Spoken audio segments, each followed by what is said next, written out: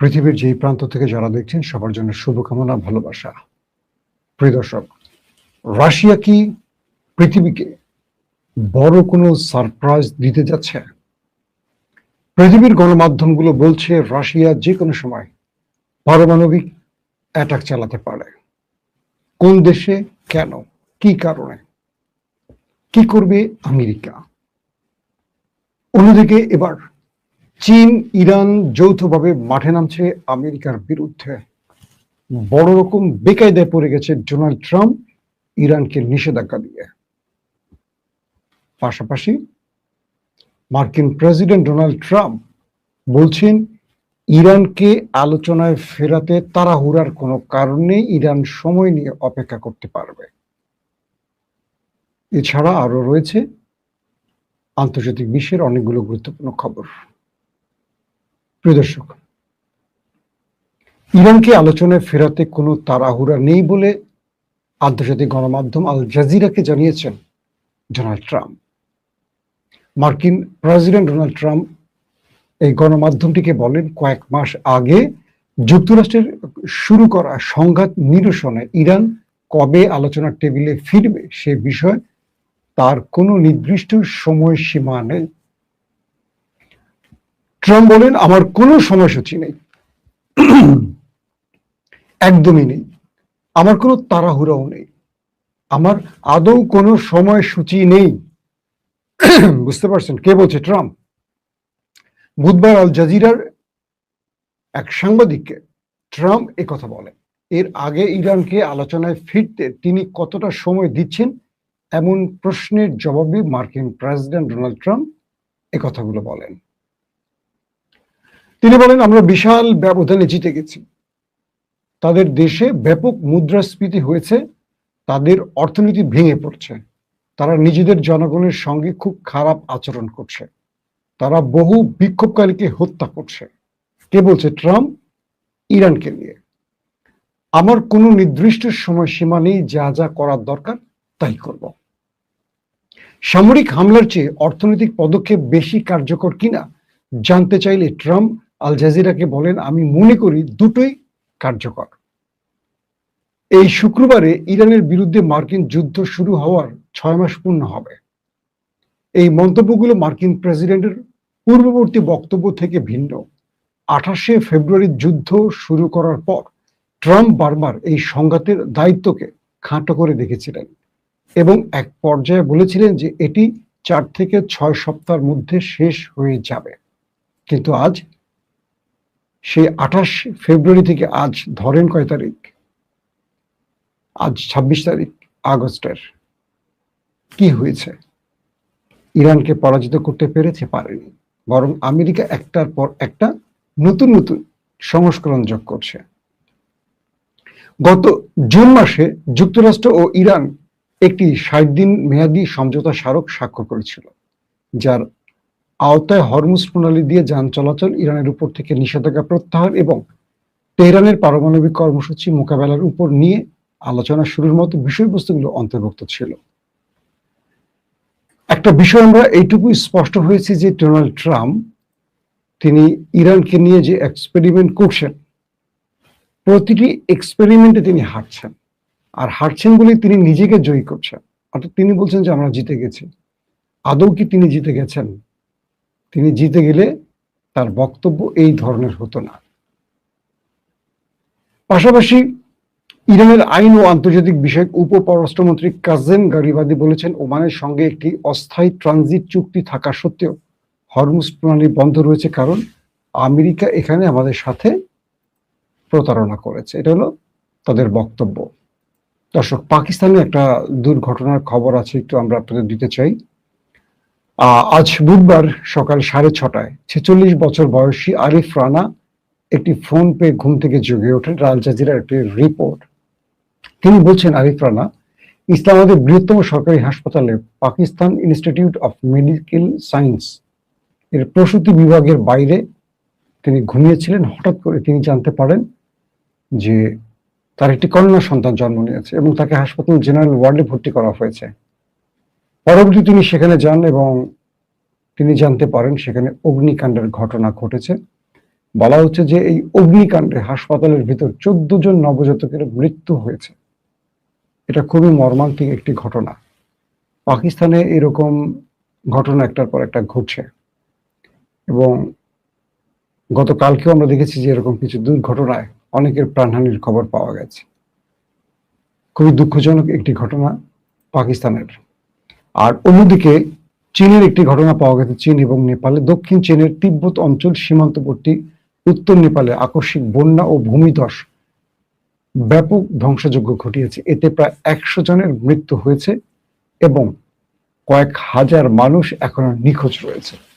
আপনারা হয়তোবা সোশ্যাল মিডিয়াতে এই ভিডিওটি দেখে ফেলেছেন ইতিমধ্যে। সেখানে আমরা দেখেছি যে পাহাড়ি ঢল ভয়ঙ্কর গতিতে কিয়ামত বা পৃথিবীর ধ্বংসের যে মুভিগুলো আপনারা ইতিমধ্যে দেখেছেন, তার সেই কাল্পনিক দৃশ্যকে হার মানিয়েছে এই দৃশ্যগুলো। ভয়াবহভাবে পানির গতি, মানুষ দৌড়ে পালাবার চেষ্টা করছে কিন্তু পালাতে পারছে না। এত স্পিডে পানি এসে ব্রিজ, বাড়িঘর, গাড়ি ঘোড়া যা আছে সব নিয়ে চলে গেছে। মানে একটা কিয়ামতের লক্ষণ বা কিয়ামত কেমন হতে পারে তার একটা নজির যেন আজ নেপাল এবং চীন দেখল। মানে কি ভয়ঙ্কর ব্যাপার, চিন্তা করা যায়। এই দৃশ্যগুলো আমি আজকে সোশ্যাল মিডিয়া দেখে সত্যিকার অর্থে আমি অবাক হয়ে গেছি যে আসলে কিয়ামত আসলে মানুষ কেউ ছুটে পালাতে পারবে, কেউ বাঁচতে পারবে? কোনো সুযোগ নেই। বলা হচ্ছে ভোটেকুশি নদীতে আকস্মিক ভয়াবহ বন্যায় জিরং বন্দরের কাছে ভূমিধসে 57 জনের মৃত্যু হয়েছে একসাথে। চীন দক্ষিণাঞ্চলীয় তিব্বত অঞ্চলে 3 জনের মৃত্যুর খবর নিশ্চিত করেছে এবং আরো 265 জন এখনো নিখোঁজ রয়েছে। বিভিন্ন কর্মকর্তাদের মতে নেপাল চীন সীমান্তের বিধ্বংসী আকস্মিক বন্যায় মৃতের সংখ্যা বেড়ে 100-র উপরে চলে যাচ্ছে ক্রমান্বয়ে। আমি ফুটেজটা দেখাতে পারলে ভালো হতো, তারপর আমি দেখাতে চাচ্ছি না। এই দৃশ্যগুলো আসলে খুব ভয়ঙ্কর লাগে। দর্শক, আসি আমরা এবার মূল খবরে। রাশিয়ায় হঠাৎ করে সফর করলেন মার্কিন যুক্তরাষ্ট্রের সবচেয়ে বড় গোয়েন্দা সংস্থা সিআইএর প্রধান। প্রথমে এই বিষয়টিকে গোপন রাখা হয়েছে। রাশিয়াতে মার্কিন যে এম্বাসি, হঠাৎ করে সেখানে মার্কিন পতাকা উড্ডয়ন করা হলো। প্রথমে বলা হলো একটা যুদ্ধ বিমান বা একটা বিমান এসছে রাশিয়াতে মার্কিন। কেন, কি কারণে জানা যায়নি। পরবর্তী আস্তে আস্তে পৃথিবীর বহু গণমাধ্যম সেটাকে প্রকাশ করেছে, যদিও আমি আজকে সন্ধ্যা 6টা লাইভে সেটা ডিটেলস বলেছি। বিষয়টা হলো রাশিয়া কি শত্রুর উপর কোন নিউক্লিয়ার অ্যাটাক চালাতে যাচ্ছে, যেটার জন্য আমেরিকা হন্তদন্ত হয়ে সিআইএ প্রধানকে রাশিয়া পাঠিয়েছেন। পৃথিবীর বড় বড় গণমাধ্যম বলছে যে রাশিয়া ইউক্রেন ইস্যুতে একটা বড় অ্যাডভেঞ্চারে যাচ্ছে। একদিকে ইউক্রেনকে প্রতি মুহূর্তে পশ্চিমা দুনিয়া অস্ত্র দিচ্ছে বলে ইউক্রেন এখনো টিকে আছে, অন্যদিকে রাশিয়া ইউক্রেনে বিজয় ছিনিয়ে নিতে পারছেন না। কারণ আমেরিকা, যুক্তরাজ্য, ফ্রান্স, জার্মান থেকে শুরু করে বহু ইউরোপীয় দেশ প্রকাশ্যে এবং অপ্রকাশ্যে ইউক্রেনকে অস্ত্র সহযোগিতা করছে। একদিকে ইউক্রেনের ভেতরে প্রায় ধ্বংস হয়ে গেছে সব, কিন্তু জেলেনস্কি আমেরিকার মদত পেয়ে বা পশ্চিমা দুনিয়ার মদত পেয়ে যুদ্ধটাকে টিকিয়ে রাখার চেষ্টা করছেন। পাশাপাশি রাশিয়ার ব্যাপক ক্ষতি হচ্ছে। বিভিন্ন অবকাঠামো গুরুত্বপূর্ণ স্থানে ইউক্রেন আক্রমণ করে যাচ্ছে। এবার যুক্তরাজ্য ইউক্রেনকে ভয়াবহ কিছু মিসাইল সহ আধুনিক কিছু অস্ত্র পৌঁছে দিচ্ছে। এই খবরের পর ব্যাপক চেতে গেছে রাশিয়া, এবং রাশিয়া ইউক্রেন বা যুক্তরাজ্য বা নেটোর কোনো দেশের উপর নিউক্লিয়ার অ্যাটাক চালাতে পারে এই প্রস্তুতির খবর গোয়েন্দা মারফত জেনে গেছে আমেরিকা। আর সেই সূত্রেই আমেরিকার গোয়েন্দা প্রধান স্বয়ং রাশিয়া সফরে চলে গেছে এবং এই বিষয়গুলো হয়তো আমেরিকার কোনো বার্তা পৌঁছে দিয়েছে। তবে সন্ধ্যা 6টার লাইভে যেটা আমি বলেছিলাম, কিছু গণমাধ্যম বলছে রাশিয়াকে নিউক্লিয়ার অ্যাটাক থামাতে এবং ইউক্রেন হামলা বন্ধে ট্রাম্পের কিছু প্রস্তাব নিয়ে হাজির হয়েছেন গোয়েন্দা প্রধান। এ সময় রাশিয়ার ভ্লাদিমির পুতিন স্পষ্ট বলেছে, যদি যুক্তরাজ্য ইউক্রেনকে অব্যাহত সাহায্য অব্যাহত রাখে, তাহলে এবার ন্যাটোভুক্ত দেশের উপর রাশিয়া হামলা করতে যাচ্ছে, তাদের মিসাইল এবং নিউক্লিয়ার ওয়ারহেড প্রস্তুত আছে। তো এই বিষয়ে সিআই প্রধান তাদের বক্তব্য তুলে ধরেছেন এভাবে, যদি রাশিয়া ন্যাটোর কোনো দেশে আক্রমণ করে সেক্ষেত্রে আমেরিকা এই যুদ্ধে নেমে পড়বে। তো এই ন্যাটোর কি বলে আমেরিকার এই বক্তব্যের পরিপ্রেক্ষিতে রাশিয়াও তাদের জবাব দিয়েছে যে রাশিয়া পুরো দমে এই যুদ্ধে শরিক হতে প্রস্তুত, কারণ এই দেশগুলো ইউক্রেনকে সাহায্য করে যুদ্ধকে দীর্ঘায়িত করছে। এখন আমরা বলতে পারি যে কোনো সময় ইউক্রেনের রাশিয়া নিউক্লিয়ার অ্যাটাক চালাতে পারে।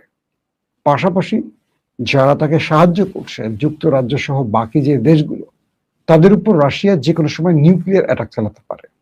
অর্থাৎ পৃথিবী হিরোশিমা নাগাসাকির পর আবার কোনো নিউক্লিয়ার অ্যাটাক দেখতে যাচ্ছে এমন সম্ভাবনার কথা বলছে অনেকে। আশা করি আমেরিকা এবং রাশিয়ার যে আলোচনাটি হয়েছে সিআই প্রদানের মাধ্যমে, এখান থেকে পৃথিবীকে শান্ত রাখার কোনো চেষ্টা করা হচ্ছে। আর আমেরিকা ইউক্রেনের যুদ্ধটাকে জিয়ে রেখে আমার মনে হয় না ইউক্রেনীদেরকে হত্যাযোগ্য বা ইউক্রেনকে ধ্বংস ছাড়া কিছু পেয়েছে। দর্শক, দ্বিতীয় যে গুরুত্বপূর্ণ খবর সেটি হলো চীন প্রকাশ্যে এবার ইরানকে সমর্থন দিয়ে বলছে যে ইরানের উপর যে নিষেধাজ্ঞাগুলো আমেরিকা দিয়েছে এর একটাও চীন মানবে না। চীন ডাইরেক্ট বলছে আমেরিকা যেন চীনের ব্যাপারে নাক না গলায়। এটা চীনের নিজস্ব কূটনীতি বা বাণিজ্যিক সম্পর্ক, এবং বলা হচ্ছে চীন বলছে যদি প্রয়োজন হয় আমেরিকা যদি আমাদের অর্থনৈতিক বা বাণিজ্যিক এই সম্পর্কে কোনো বড় বাধা সৃষ্টি করে, তাহলে শুধু আমেরিকার সাথে আমাদের বাণিজ্যিক বা অর্থনৈতিক লড়াই হবে না, এটা যুদ্ধে অর্থাৎ সামরিক ক্ষেত্রে চলে যেতে পারে। চীনের এই বক্তব্যটি আমেরিকাকে ভিন্ন বার্তা দিয়েছে। অর্থাৎ চীন বোঝাতে চেয়েছে, কারণ আপনারা জানেন যে ইরানের যে জ্বালানি তেল বা গ্যাস, তো তেলের প্রায় 80% ক্রেতা হলো চীন, এবং ইরান যে এখনো টিকে আছে তেল বিক্রি করে চীনের বাজারে, কারণ পৃথিবীর বাকি দেশগুলো ইরান থেকে প্রকাশ্যে তেল নিতে পারছে না, কারণ আমেরিকা নিষেধাজ্ঞা দিয়ে রেখেছে। তো আমেরিকার নিষেধাজ্ঞা উপেক্ষা করার শক্তি কি বাংলাদেশের আছে, পাকিস্তানের আছে, বা আমাদের এই দরিদ্র দেশগুলোর আছে? নেই। আজকে যদি বাংলাদেশ ইরান থেকে তেল কিনতে যায়, 2 মাসের মধ্যে তারেক রহমান সরকারকে ফেলে দেবে আমেরিকা, কোনো রেজিম চেঞ্জ ঘটিয়ে। পাকিস্তানে যেমন ইমরান খানকে সরিয়ে দিয়েছে রাশিয়ার সফরের কারণে, কারণ আমরা দুর্বল ইমানের মুসলিম দেশ। আমরা নিজেকে যদিও মুসলিম দাবি করি, কিন্তু আমরা দুর্বল। আমাদের জন্য কারা উপযোগী, কারা দেশপ্রেমিক, আমাদের জন্য কারা কোন শাসক প্রয়োজন, এটা আমরা বুঝি না। আর বুঝি না বলে 54-55 বছর ধরে আমরা নিজের পেছনে বাঁশ নিজেরাই ঢুকাচ্ছি। নো টেনশন, ঢুকাতে থাকি আমরা, সমস্যা নাই, আমাদের অনেক বাঁশ গাছ আছে। তো চীন বলছে যে ইরানকে তারা ছেড়ে যাবে না, এবং ইরানের সাথে চীনের যে সম্পর্কগুলো আছে প্রত্যেকটি তারা অক্ষুণ্ণ রাখবে। আমেরিকার এই নিষেধাজ্ঞায় চীনের কিচ্ছু যায় আসে না। চীন আমেরিকার কোনো নির্দেশনা মানবে না। যদি আমেরিকা চীনের উপর কোনো খড়গহস্ত করতে চায় বা কোনো রকম অ্যাডভেঞ্চার করে, বা চীনের উপর কোনো বাণিজ্যিক অতিমাত্রায় কোনো চাপ প্রয়োগ করতে চায়, তাহলে চীন প্রয়োজনে শুধু বাণিজ্যিক না সামরিক ক্ষেত্রে এটার জবাব দেবে। আমেরিকা আসলে কি পাচ্ছে? যেটা দিয়ে শুরু করলাম, ডোনাল্ড ট্রাম্প যে বক্তব্যটি দিলেন তার তাড়াহুড়া নেই। মূলত ডোনাল্ড ট্রাম্প তার মধ্যবর্তী নির্বাচনটা পার করতে চান একটা বিজয়ের মধ্য দিয়ে, আর ইরান চাইছে ট্রাম্পকে পরাজিত করার জন্য এই লড়াইটাকে বা এই টেনশনটাকে, এই কনফ্লিক্টটাকে টেনে নেবে মধ্যবর্তী নির্বাচন পর্যন্ত। ইরান সাফ বলে দিয়েছে মার্কিন ট্রেজারি দপ্তরের যে সিদ্ধান্ত, এতে ইরানে কিচ্ছু যায় আসে না। ইরানে কয়েক যুগ ধরে যে স্যাংশন বা নিষেধাজ্ঞাগুলো আছে, এটা ইরান তার জনগণকে নিয়ে পার করেছে, এবং ইরান বলছে তার দেশের মধ্যে কোনো অর্থনৈতিক সমস্যা নেই, তাদের বেতন ভাতা সবকিছু ঠিক আছে। এবং এটিও বলা হচ্ছে যে ইরান 1150 কোটি $1150 কোটি মার্কিন ডলারের অপরিশোধিত তেল বিক্রি করছে শুধু যুদ্ধের মধ্যে। আর যুদ্ধ ছাড়া $650 কোটি তেল বিক্রি হয়েছে শুধু এই সময়টি। এই তেলের হিসাবটা দিয়েছে, পাশাপাশি আরো আছে। তবে ইন্টারেস্টিং ব্যাপার আছে, যখনই ইরানের উপর স্যাংশন আসে তখন ইরানের প্রতিবেশী দেশ পাকিস্তান এবং তুরস্ক সহ আরো কিছু দেশ কিছু কৌশলে ব্যাটিং করে। ব্যাটিংটা কিরকম? ধরেন পাকিস্তান ইরান থেকে তেল নেয় চোরাই পথে, যেটা আমেরিকাকে বলে না, চোরাই পথ এটাকে বলে। সরকার নেয় না, এটা এমন ভাবে নেয়, বলে যে চোরাই পথ। যেমন বাংলাদেশ থেকে চোরাই পথে ভারতের থেকে ইয়া বা ফেন্সিডিল ঢোকে না, তো ভারত তো আমাদের ভালো কিছু দেয় না, আমাদের বিষ দেয় যে আমাদের যুব সমাজ খেয়ে মরে যাক। তো ওরা কি করে, পাকিস্তান তুরস্ক, তারা ইরানের এই প্রোডাক্টগুলোকে তাদের সীমান্ত বিভিন্ন কারখানা নিয়ে জমা করে তাদের লেভেল লাগিয়ে বিশ্ববাজারে ছড়িয়ে দেয়, যাতে ইরান অর্থনৈতিকভাবে শেষ হয়ে না যায়, ইরানের মতো একটা সভ্যতা যেন ধ্বংস না হয়। মুসলিম রাষ্ট্র হিসেবে এই কাজগুলো পাকিস্তান, তুরস্ক বা আরো প্রতিবেশী মুসলিম দেশগুলো করে থাকে। তুরস্ক কি করে, তুরস্কের সাথে বিশাল সীমান্ত আছে চীনের ইরানের প্রোডাক্ট গুলোকে তাদের দেশে নিয়ে যায়, তাদের দেশে যেগুলো মানসম্পন্ন প্রোডাক্ট নিয়ে সেখানে তুর্কি ব্যবসায়ীরা তুরস্কের নামের লেবেল তৈরি করে বিশ্ববাজারে তুর্কি ব্র্যান্ড হিসেবে ছড়িয়ে দেয়। মাঝখান থেকে লাভ হয় তুরস্কের, মাঝখান থেকে লাভ হয় ইরানের, কারণ ইরান তার পণ্যগুলো তৈরি করে পচাচ্ছে না, এগুলো বিশ্ববাজারে ঠিকই বিক্রি করছে এই দেশগুলোর মাধ্যমে। তো আপনি এরদোয়ানকে গালি দিবেন? এরদোয়ান কত মুসলিম রাষ্ট্রকে এইভাবে প্রকাশ্যে অপ্রকাশ্যে বাঁচায় জানেন? তাকে নিয়ে অনেকে অনেক কথা বলে, তার ব্যাপারে যারা স্টাডি করে তারা জানে তিনি কি করেন। এই যে মক্কা প্যাক্ট কি আসলে কেন, এরদোয়ানের চেষ্টা এখানে অনেকগুলো মুসলিম রাষ্ট্রকে নিয়ে আসবেন, যাতে করে কখনো ইসরায়েল, কখনো ভারত বা কোনো নিকট শক্তিশালী দেশ মুসলিম শাসন ব্যবস্থার উপর হামলা করতে না পারে, যাতে ইসরায়েলের মতো দেশ, ভারতের মতো দেশ কোনো থাবা বসাতে না পারে। এটা তবে এখন তো শুরু, এটা একটা সময় বড় ফ্যাক্টর হবে। অনেকে বলেন মুসলিম ন্যাটো, যেটাই বলেন না কেন কিছু একটা হবে আশা করা যাচ্ছে, বাট এখন তো শুরু, এটাকে একটা সময় নিতে হবে, অনেক পরিকল্পনা সংযোজন বিয়োজন হবে। তবে আমরা আশা করব বাংলাদেশ এই মক্কা প্যাক্টে যোগ দিবে, অর্থাৎ মক্কা চুক্তিতে বাংলাদেশ আসবে। এটা বাংলাদেশের জন্য খুবই গুরুত্বপূর্ণ, কারণ বাংলাদেশের প্রতিবেশী দেশটা বাংলাদেশকে যে কোনো সময় থাবা বসাতে পারে। যদি আমাদের প্রতিবেশী দেশটি বুঝতে পারে যে এই বর্তমান সরকার বা তারেক রহমান সরকার তাদের কথা শুনবে না, তাহলে তারা যে কোনো সময় হঠাৎ কোন এক রাতের অন্ধকারে আক্রমণ করে বসতে পারে। এটি তাদের গণমাধ্যমেই দাবি করছে এরকম কিছু করা উচিত, বলা উচিত, করা উচিত।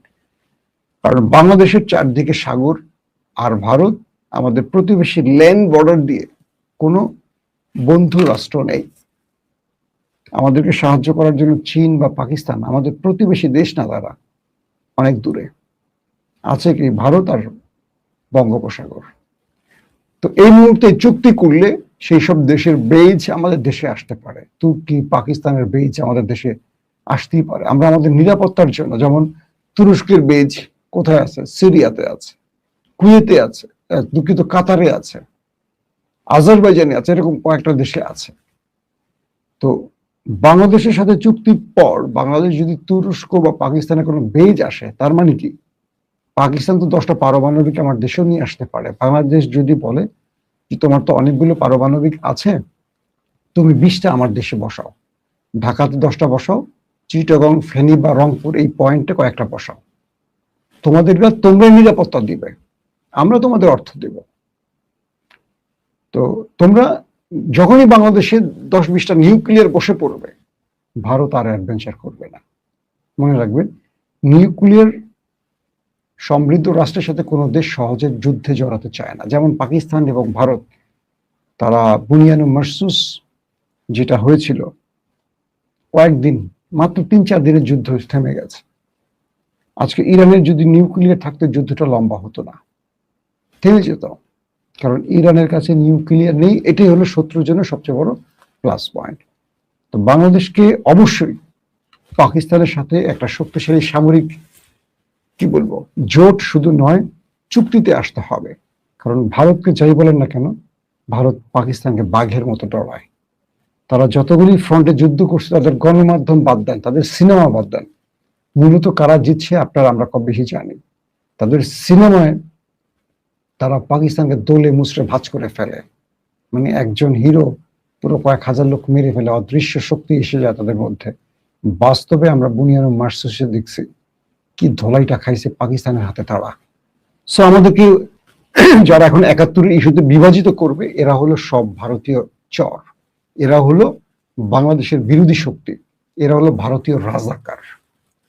এরা চায় যেন বাংলাদেশ স্বয়ংসম্পূর্ণ না হয়, সেটা অর্থনৈতিকভাবে, সেটা সামরিক ক্ষেত্রে বা সাংস্কৃতিক ক্ষেত্রে। তাই প্রথম হলো ডেইলি স্টারদের মতো গংরা, বাংলাদেশে ভারতীয় অর্থায়নে চলা সাংবাদিক, কলামিস্ট, বুদ্ধিজীবীরা, ফিফথ কলামের লোকেরা দেখবেন তারেক রহমানকে দিল্লি পাঠানোর জন্য খুব চেষ্টা করছে, তাদের গণমাধ্যম দিয়ে, বক্তব্য দিয়ে এই মুহূর্তে যাওয়া উচিত, এটা বাংলাদেশের জন্য খুবই গুরুত্বপূর্ণ, তাদের বোঝাচ্ছে। তারেক রহমান তাদের বুদ্ধিতে গিয়ে ওখানে ব্ল্যাকমেইলের শিকার হয়ে যায়।